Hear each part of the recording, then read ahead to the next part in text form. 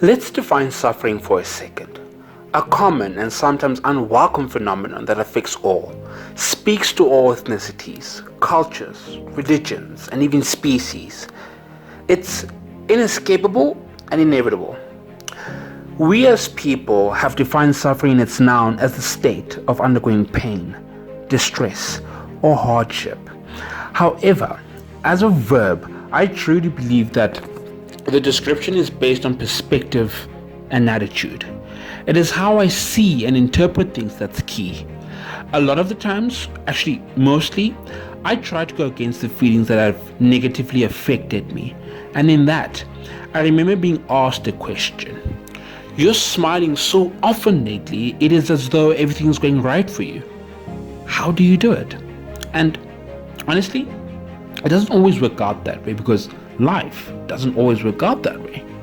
My suffering is as real today as it was yesterday. However, the one key thing that keeps me from being immobilized is how I choose to see and experience my suffering. My suffering now looks different from what it did back then. And in that, I have the confidence to face it and look back at it with gladness.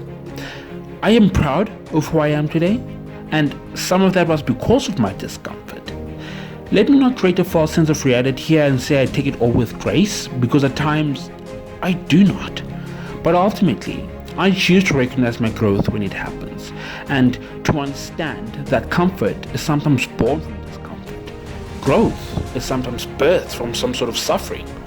Let's call them growing pains. My heart is that we take whatever it is that's meant to immobilize us and we use that as the very tool to give us mobility. All the greatest breakthroughs have this in common: resistance or suffering in this context. But that is when our character is formed, because we need that to allow us to be the vessels needed to carry and sustain our breakthrough. Suffering is inevitable, but your emotional response to it is not.